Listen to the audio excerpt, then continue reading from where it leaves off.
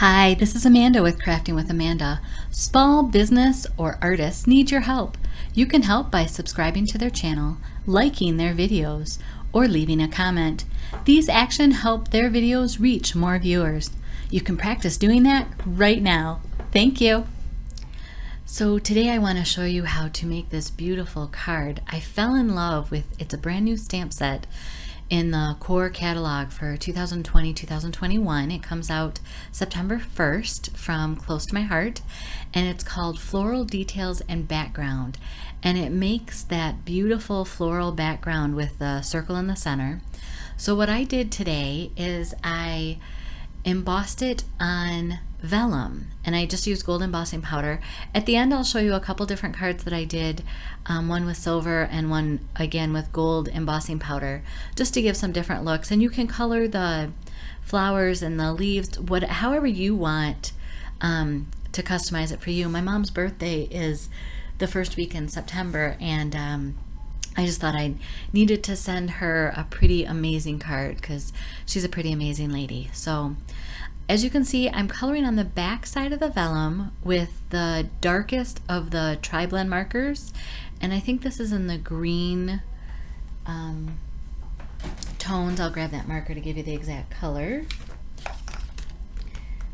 The citrus green blend is what I used, and then I used the dark red blend, and I'm using the medium shade here and kind of coloring in some of the different flowers. And I try to do things kind of in triangles or 3 or odd numbers.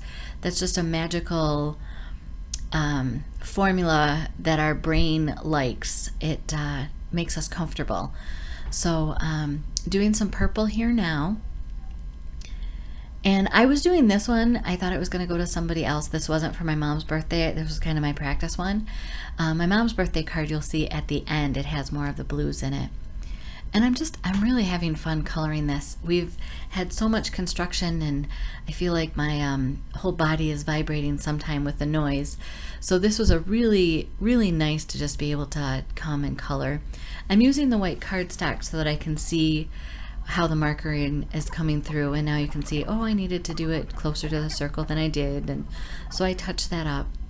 The alcohol markers on the back of vellum is so forgiving. It mutes the color, so you need to go with bolder colors if you want bolder look. Otherwise, if you want a really pastel-y look, the lighter markers will give you that, because the frostedness of the vellum really tone it down. But mistakes that you make, and alcohol markers make blending easy anyhow, but if there is a line, you just don't see it. It's so forgiving. So I'm gonna come in and kind of show you some of the details. This is from the front, and those are the markers I used. The purple blend, the dull green blend, the true blue, and the dark red. I also use my Cricut to cut out the flowers. There's a separate stamp, and I apologize that I don't have a picture of the stamp. I will have a link to it so you can see what's all included. But the stamp set has the big background image plus those flowers that you saw me cutting out and coloring, and then some leaves as well, and some other little sprigs of flower. So now I'm just kind of auditioning where I want to put some of those flowers. The 2 reddish ones I used with vellum and embossed with the gold. The 2 white ones are just white cardstock that I again embellished with gold.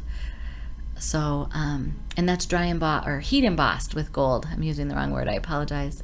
I needed a bigger circle there to kind of counterbalance the center one. And this became a thank you card. Like I said, I thought I was going to send it to somebody. They have continually supported my business, and just wanted to send them out a card showing that I really do appreciate it.